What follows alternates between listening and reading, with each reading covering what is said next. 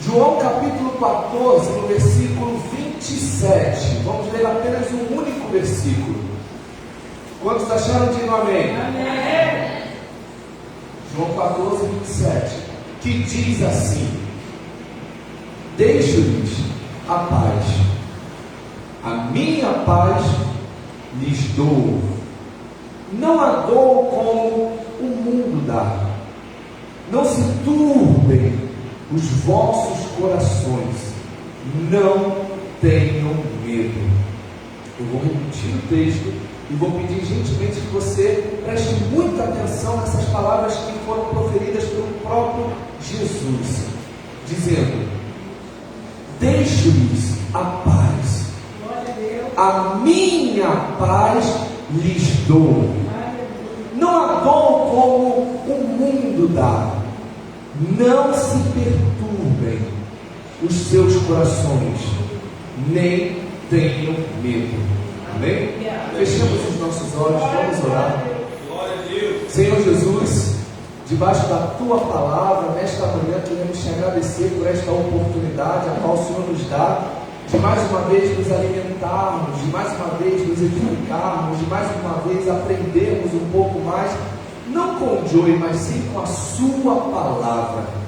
Senhor, eu Te peço, ministra, ó Deus, nos corações, na alma, no espírito, e que essa palavra, ó Deus, cada vez mais possa ser cravada, ó Deus, em nossos corações, para que em momentos de tribulações, para que em momentos tempestuosos, para que em momentos, ó Deus, devastadores, verdadeiramente consigamos exercer aquilo que o Senhor deseja nos dar nesta manhã, que é tão somente a Tua paz. Não é nem prata nem ouro, é a Tua paz. Não são promessas, não são profecias de grandes e inúmeras vitórias, é a Tua paz. Até porque quem exerce, quem consegue viver a Sua paz, já tem uma vida de vitória. Então eu Te peço, ó Deus, abra o nosso entendimento nesta manhã, que consigamos entender aquilo que o Senhor tem para nós, que possamos ouvir aqui, ó Deus, não aquilo que queremos, mas o que precisamos, o que verdadeiramente precisamos. Então, ó Deus, alimenta a nossa alma, fortalece o nosso espírito, Senhor, estrutura os nossos pés através dessa palavra, Deus. É o que nós Te pedimos, é o que nós Te agradecemos, em nome de Jesus. Aleluia. Meus irmãos, esse versículo que nós lemos, o capítulo 14, versículo 27, ele está inserido em um contexto que inicia no final do capítulo 13 e se perpetua até o capítulo 16. São alguns capítulos dos quais Jesus está praticamente se despedindo dos seus discípulos. E não apenas como uma despedida, Jesus está passando para eles algumas orientações, algumas instruções. E uma delas é que eles recebessem a paz que Cristo estava dando a todos eles. E por que Jesus estava dando, estava liberando, estava chamando a atenção deles para que eles recebessem essa paz? Porque o que estava por vir seria extremamente devastador. Jesus estava prestes a se entregar, Jesus estava prestes a ser pregado no madeiro, Jesus estava prestes a ser crucificado. E essa imagem da crucificação, vendo o seu Senhor humilhado, cuspido, ferido, sendo crucificado, morto, isso com certeza iria chocar a mente dos seus discípulos. E vocês vão de convir que na percepção dos discípulos, Jesus era o Todo-Poderoso, e claro, Ele é o Todo-Poderoso. Jesus foi aquele que teve o poder de liberar a sua palavra e acalmar o vento e o mar. Jesus foi aquele que com uma simples palavra pôde ressuscitar Lázaro. Jesus foi aquele que com palavras liberadas pôde abrir a vista dos cegos, pôde devolver os movimentos aos coxos, pôde realmente curar e libertar pessoas. E agora o seu Senhor, aquele que foi capaz de caminhar sobre o mar, estar preso, pregado num madeiro, seria meio incoerente. Como que o Filho de Deus, sendo Ele o próprio Deus encarnado,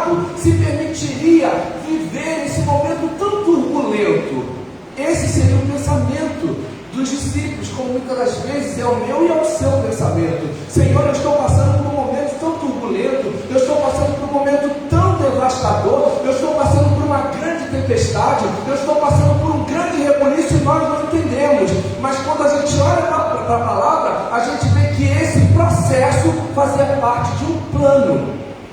Talvez você não esteja entendendo. Deus está falando, você está no meio do rebuliço, mas guarda o teu coração. Faz parte de um plano, faz parte de um propósito. E o propósito é glorificar o nome do Senhor Jesus.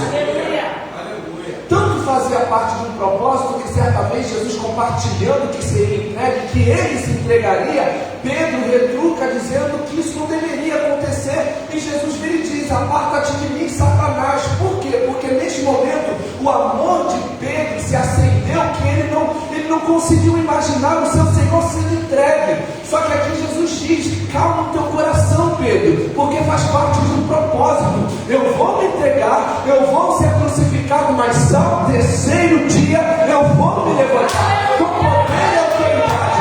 Então guarda o teu coração, porque o momento da tribulação ela será momentânea. Será momentânea. O período das lágrimas será momentâneo.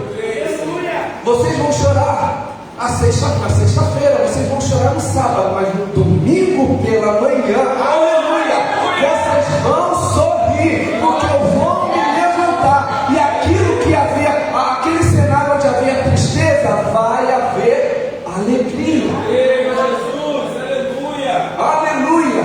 Jesus então entendia que, por mais que os discípulos tivessem vivido grandes milagres, por mais que os discípulos tivessem vivido grandes livramentos, por mais que os discípulos tivessem presenciado grandes prodígios de Jesus, aquele cenário seria devastador.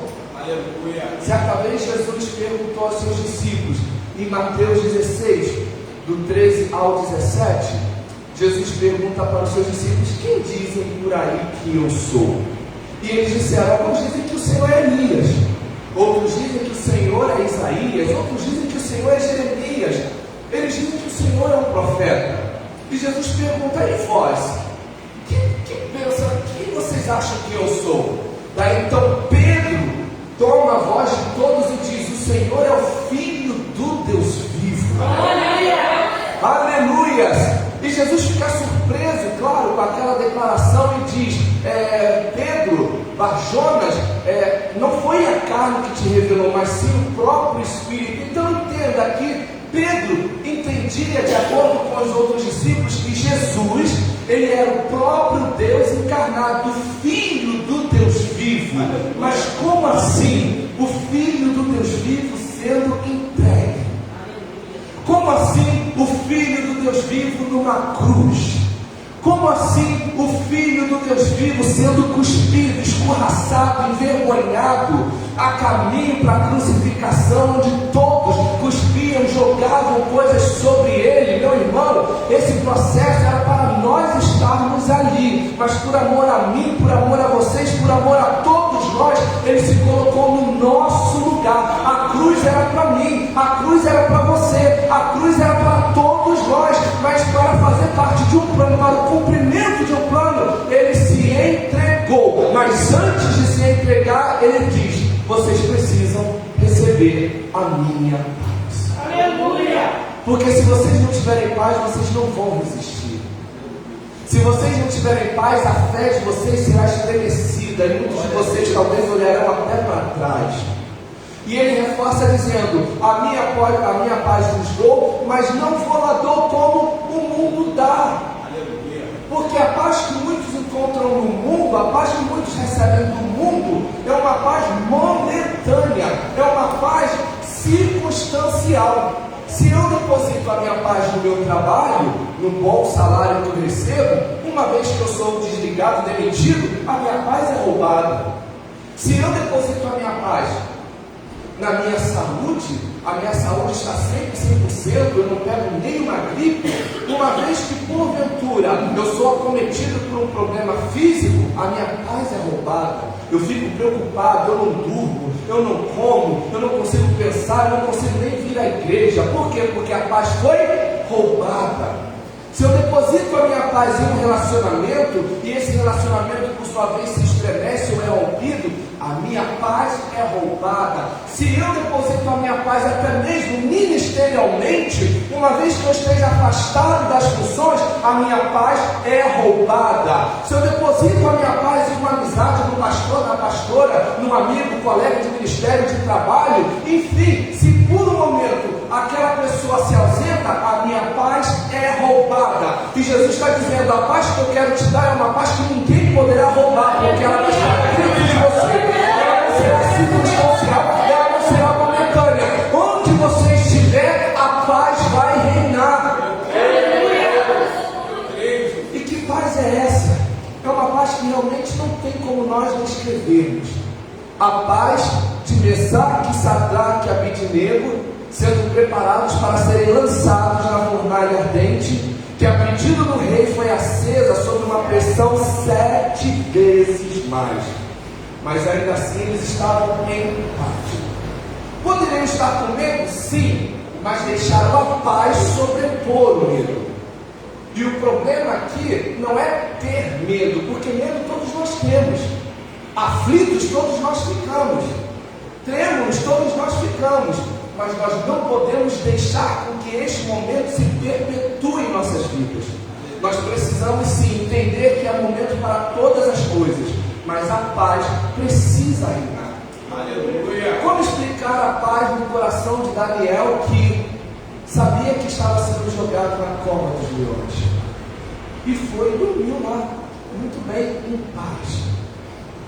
Como explicar a paz de Pedro, que sabia que na manhã seguinte seria enforcado, e ele estava numa prisão de alta e máxima segurança, dormindo entre soldados? Como explicar essa paz? Aleluia. Essa paz só se explica aqui, através da palavra.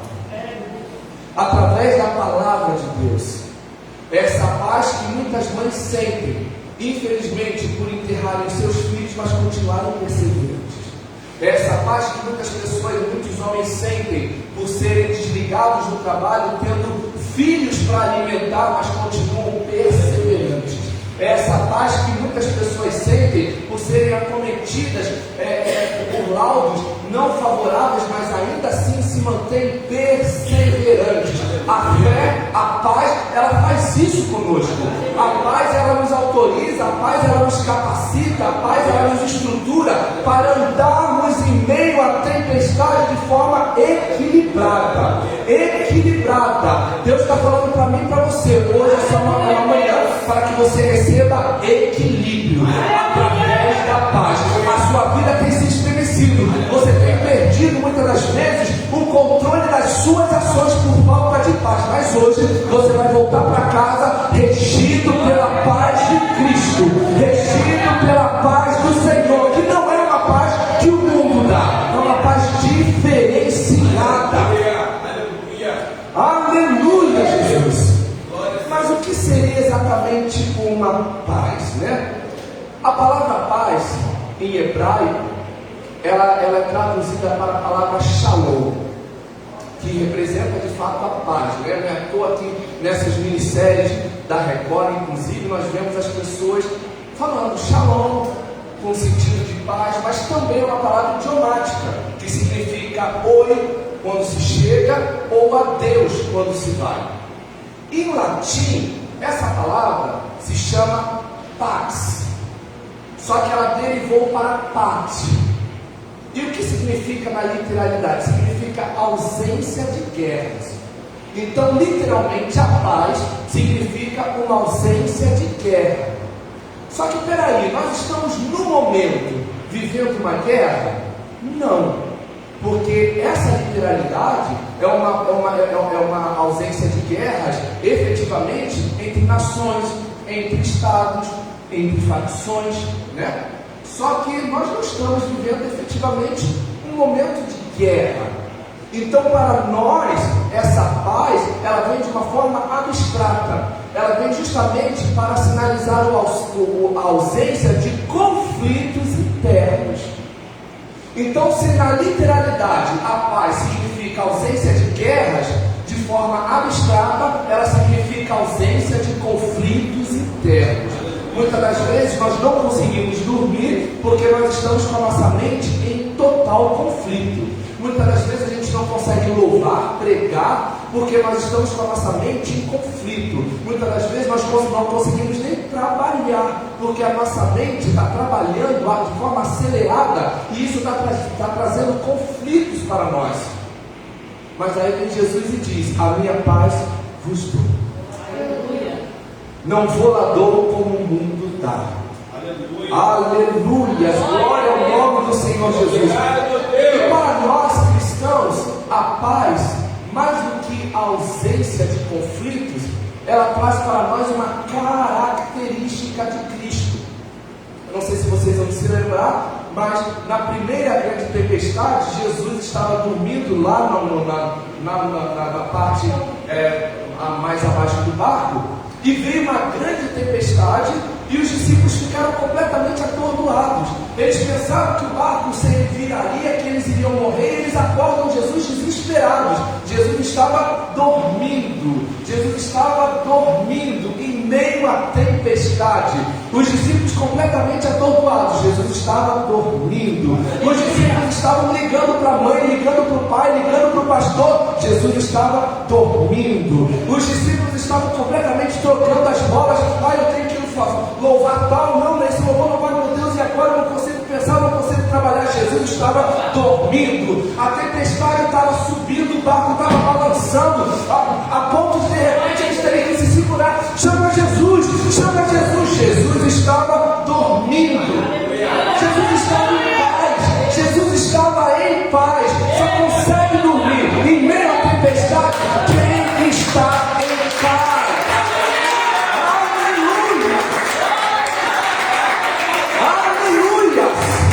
Só consegue dormir quem está em paz. Só consegue fazer um bom trabalho quem está em paz. Aleluia. Aleluia, Jesus. E quando eu digo que é uma característica que nós recebemos de Jesus, é porque nós precisamos ser espelhos de Cristo. Não é à toa que em Gálatas 2:20 Paulo diz: já não vivo eu, mas Cristo vive em mim. Cristo vive em mim. Se Cristo vive em mim, se Cristo vive em vocês, por que nós vamos nos desesperar por qualquer gigante que se levanta à nossa frente? Nós precisamos ter paz. Precisamos ter paz. Eu não estou dizendo que é fácil, porque fácil não é. É algo muitíssimo difícil. Você vê uma fornalha sendo acesa para você. Se fosse acesa uma vez, a minha perna já estremeceria. Imagina sendo acesa 7 vezes mais. Ver os leões sendo preparados para que eu seja jogado na cova não é para qualquer um. Conseguir dormir no meio de soldados, sabendo que amanhã o meu corpo será completamente degolado, não é para qualquer um. Então talvez se vocês, se nós compararmos as nossas vidas com o testemunho que a Bíblia nos apresenta, nós vamos ver que a nossa situação é muito mais leve. Jesus está dizendo: se eu pude manifestar o meu poder sobre a vida de Mesaque, Sadraque, Abednego, Daniel, Pedro, o que eu não posso fazer sobre a sua? Você só precisa ter paz. Só precisa ter paz. Em Filipenses 4:7, a palavra diz assim: e a paz de Deus, que excede todo entendimento, guardará os vossos corações e os vossos pensamentos em Cristo Jesus. Um versículo poderoso que diz: a paz de Deus, que excede todo entendimento. Não há qualquer gênio, não há qualquer professor, não há qualquer teólogo inteligente que consiga explicar essa paz. Nós sabemos que a paz vem de Jesus, mas como assim? O que é isso? Em meio a um momento tão deplorável, um momento tão devastador, como que a pessoa consegue sorrir? Como que a pessoa consegue jantar e deitar para dormir? É a paz de Cristo. A paz que somente Ele dá. E esse versículo diz assim: guardará os vossos corações e os vossos pensamentos em Cristo Jesus. Ou seja, entenda que quando nós estamos exercendo essa paz que ninguém explica, é porque a nossa mente ela já está blindada com Cristo. Você não consegue olhar para os problemas, você até olha para os problemas, mas antes dos problemas você vê Cristo, você vê Jesus de Nazaré.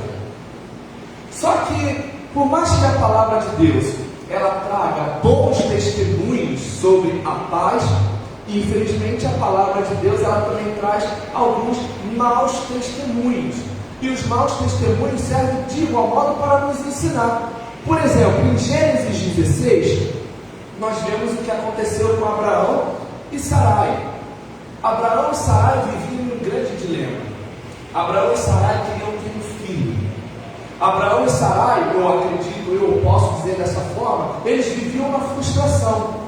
Abraão principalmente era portador de uma promessa, mas ele nunca via essa promessa sendo realizada. E que promessa era essa? Ser pai de muitas nações. Só que ele via fulano sendo pai, Beltrano sendo pai, e ele não tinha o filho nos braços. Ele queria apresentar o filho ao Senhor, mas ele não tinha o filho.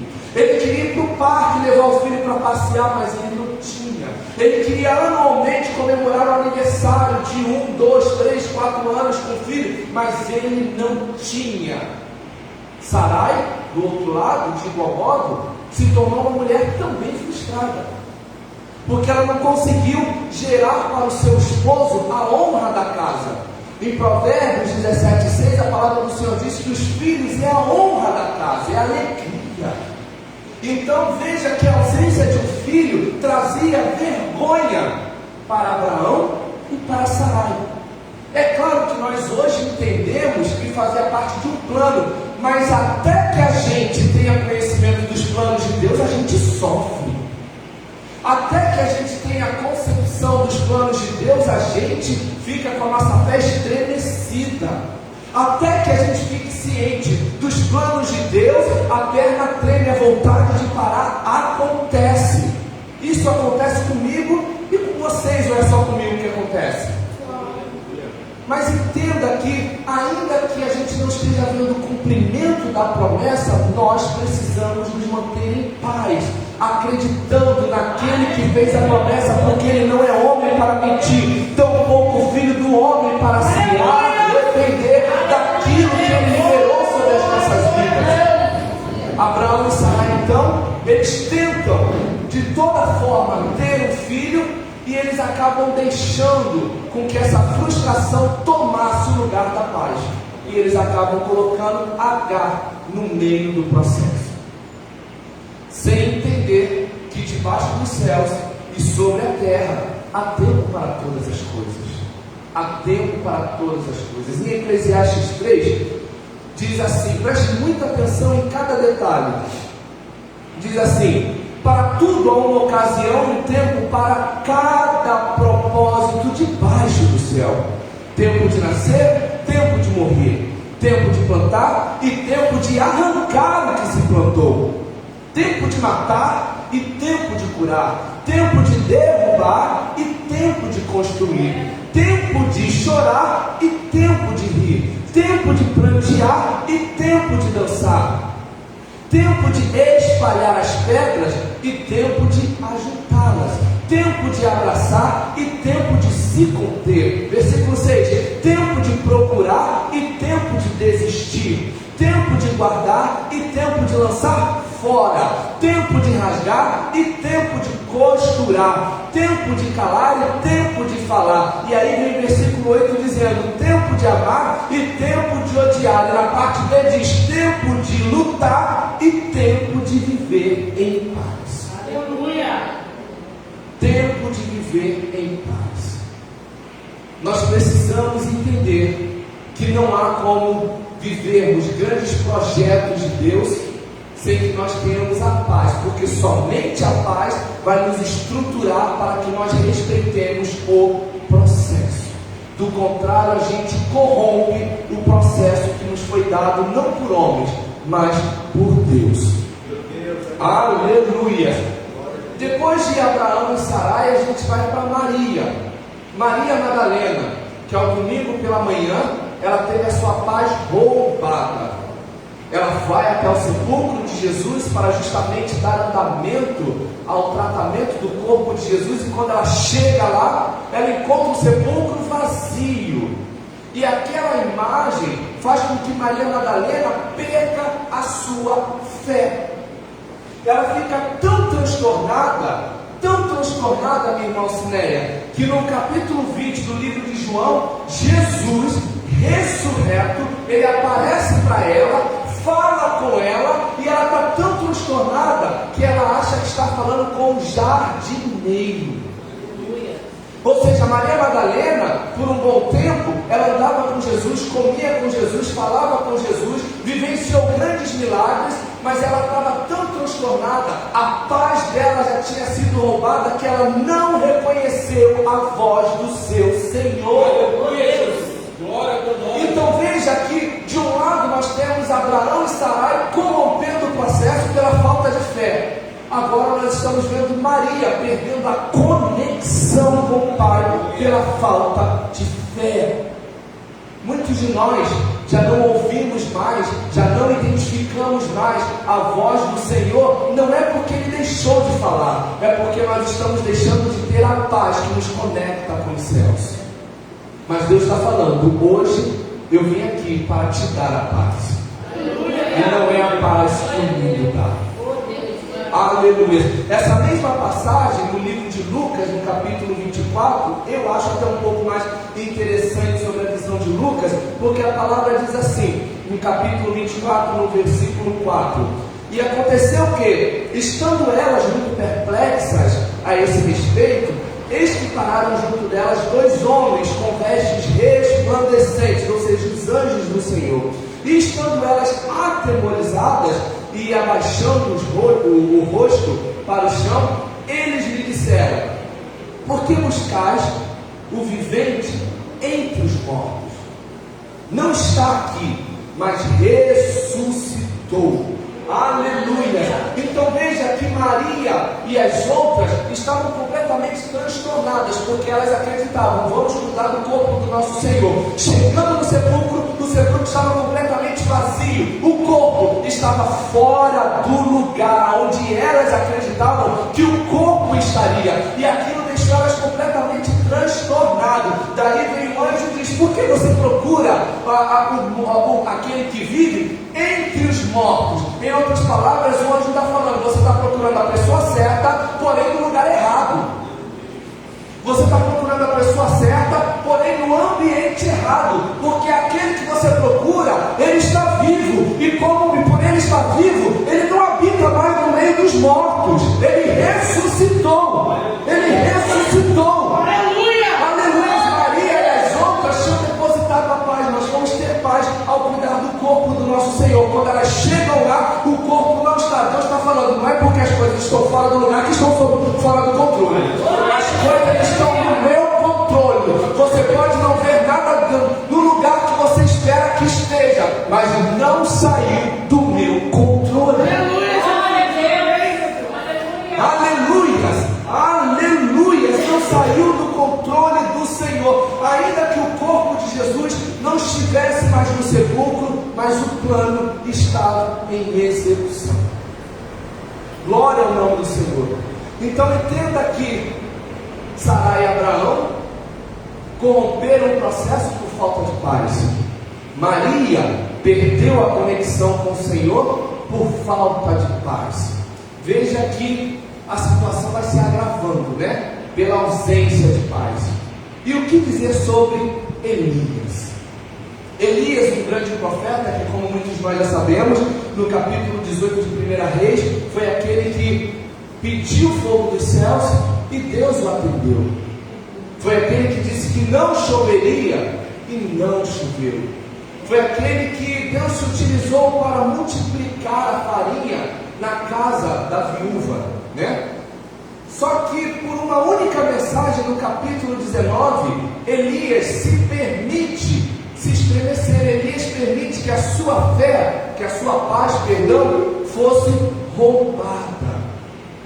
Jezabel manda uma mensagem para Elias, revoltada pelo que ele havia feito com os profetas de Baal. E ela manda uma mensagem para ele dizendo: que os deuses me castiguem se amanhã, a essas horas, você não estiver como eles, ou seja, morto. Elias se desespera com aquela notícia.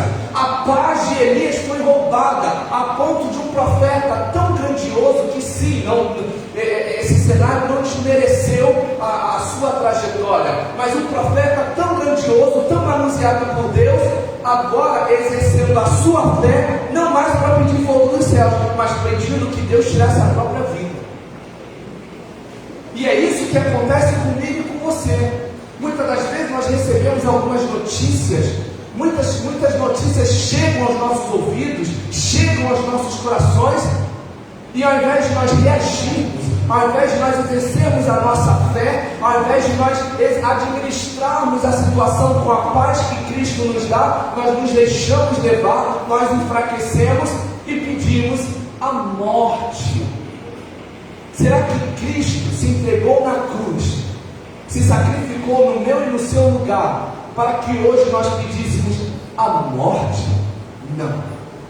Ele se entregou na cruz para que hoje nós tivéssemos vida, e vida em abundância. Aleluia! Vida em abundância. Uma vida com tranquilidade, uma vida de paz. Aleluia! Uma vida de paz, meus irmãos, uma vida de paz. Entenda que a falta de paz em nossas vidas é como se nós estivéssemos invalidando o sacrifício da cruz. É como se o sacrifício que Jesus fez por nós não tivesse valido de nada. As pessoas olham para mim, as pessoas olham para você e veem: nossa, o pastor Joey vive sempre atribulado, vive sempre preocupado, vive sempre chorando, vive sempre lamentando nos problemas, ele não vive paz. Que Deus é esse que ele serve? Que não consegue estruturá-lo, que não consegue estabilizar a vida emocional. Então entenda que a nossa postura, o nosso caminhar fala muito mais do que aquilo que nós falamos com os nossos lábios. As pessoas, como eu costumo dizer, elas não ouvem o que nós falamos, elas veem o que nós fazemos, através dos nossos testemunhos. Será que nós temos testemunhado uma vida de paz? De paz.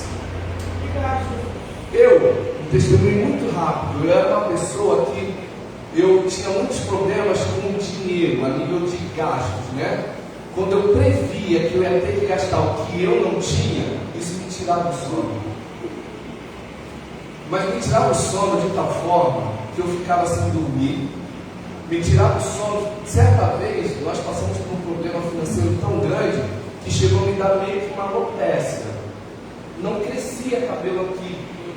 E o que eu fazia? Eu pegava lápis de ouro e passava aqui, porque a pele ficou lisinha.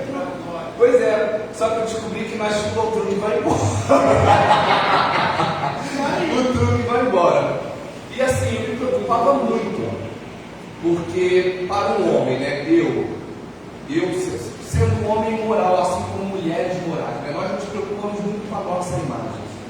E uma vez que a gente saia de casa, a gente não quer ficar recorrendo aos pais, a gente não quer ficar recorrendo aos amigos. É um pouco vergonhoso. Graças a Deus eu tenho meus pais, graças a Deus eu tenho amigos, mas se porventura eu puder o máximo possível evitar envolvê-los nos meus problemas, melhor, sabe? Então eu não queria. Então eu passei por um processo calado, eu passei por um processo em off, a ponto disso gerar um mal físico em mim, sabe? E depois de muito tempo trabalhando isso em mim, eu passei a trabalhar no Uber, e quando dava problema no ar-condicionado, eu parava no sinal e chorava, mas chorava. Aí regularizava o problema do ar-condicionado, que era cerca de quase 400, 500 reais. Ou seja, todo aquele dinheiro que eu estava correndo atrás para juntar, ia no conserto. Aí eu tornava, né? Agora deu problema na mangueira do gás. Ah, Senhor, e agora? Enfim, isso que diversos problemas passavam na minha cabeça e roubavam a minha fé. Até que certa vez eu passei literalmente a viver a palavra. Eu falei, se o Senhor é o Deus que me garante, eu vou viver a palavra. Aconteça o que acontecer com a minha vida financeira, eu vou viver a palavra. Meus irmãos, por incrível que pareça, quando eu disse isso, aconteceu pior. O motor do meu carro bateu. Em plena Transolímpica, o motor do meu carro bateu, fez um barulho tão grande. Fez um barulho, eu estava a cerca de uns 70 km por hora. E andando, de repente, eu fiquei completamente nervoso. Só consegui parar assim no canto. E eu vi que o óleo estava escorrendo e tudo mais. Foi a primeira vez que eu pensei, o carro é o de menos. O importante é a minha vida. A partir dali, foi quando eu passei a viver em paz. E eu falei, se eu tiver dinheiro para consertar, vou consertar. Se eu não tiver, vou encostar e seja o que Deus quiser. Seja o que Deus quiser. Fui fazer um orçamento de cerca de 6 mil reais. Eu falei, como que eu vou fazer um motor 6 mil reais e mecânicos meia boca? Porque se eu fosse levar na própria empresa que era a Fiat, isso sairia muito além, sairia cerca de quase uns 20 mil reais. Eu falei, Jesus amado, vou encostar. Encostamos o carro e de tempo em tempo nós fomos fazendo, né? Mas ainda que o carro estivesse encostado de um lado, no meio eu estava mantendo a minha paz e do outro Jesus não deixou que o pão faltasse. Aleluia! Eu decidi viver em paz. Mas não é viver a paz que o carro me dava, não, a paz que Cristo me dava. Aleluia! Por quê? Porque a paz que eu depositava no carro, uma vez que o carro foi tirado, a minha paz seria retirada. Mas dessa vez eu tomei uma postura diferenciada. Eu falei, o problema que acontecer com o carro vai ficar sobre o carro e não sobre mim. Chega de passar por problemas físicos, psicológicos, emocionais por conta de carro, por conta de dinheiro. Agora não, eu vou viver em paz. E é essa paz que eu estou querendo compartilhar com vocês, mas não é a paz que flui de mim, não, é a paz que flui de Jesus, da palavra. Aleluia. No livro de 2 Samuel 17:23, eu já estou encaminhando para o final, nós vemos o caso de Aitofel. Aitofel, como muitos já devem saber, era um dos principais conselheiros do rei Davi. A minha visão, Aitofel, na verdade, era quem governava o reino, porque Davi ele não dava um passo sem antes falar com Aitofel. Só que certa vez Davi se relacionou com a sua suposta neta, Betseba, e isso acabou gerando uma desonra para a sua casa, porque, infelizmente, através desse relacionamento, houve um escândalo, não é verdade? Nós já sabemos muito bem da história. Davi manda matar praticamente o esposo de Betseba no campo de guerra. Depois disso ele tem um filho, enfim, esse filho é levado e é gerado todo esse cenário de vergonha. Só que Aitofel, sendo mais velho, sendo responsável, sendo inclusive um aconselhador, ele toma uma postura completamente diferente daquela que lhe seria esperada. Aitofel guarda aquela mágoa, Aitofel guarda aquela vergonha, Aitofel guarda aquele peso dentro dele, e além de guardar, ele alimentava, a ponto de se vergonhar de tamanha forma que se suicidou. Então entenda que a falta de paz, ela faz a gente corromper o processo como Sarai e Abraão. A falta de paz faz a gente perder a conexão, como aconteceu com Maria.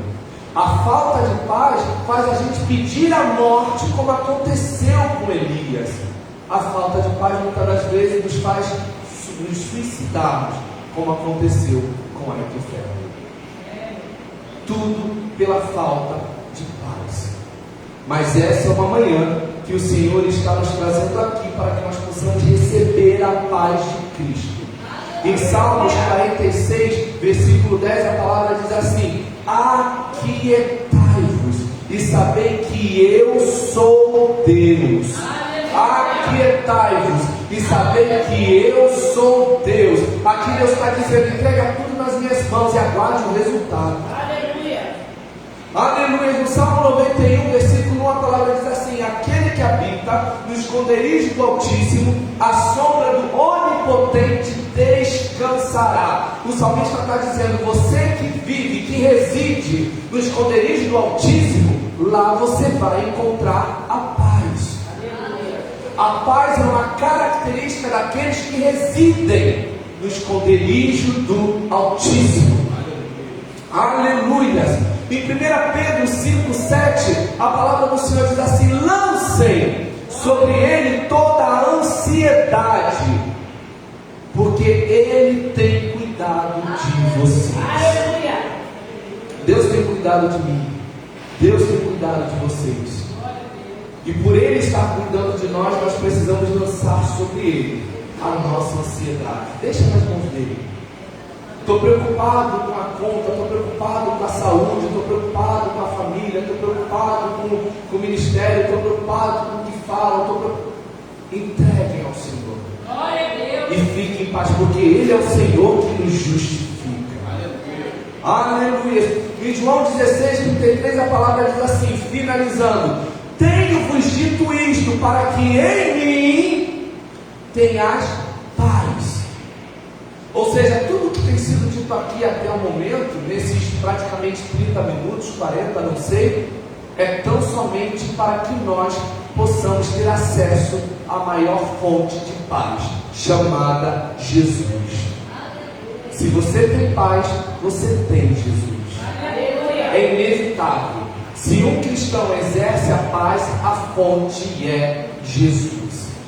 E a minha oração é que nesta noite nós saiamos daqui revestidos com essa paz. Vamos nos colocar de pé, vamos orar. Aleluia, aleluia, glória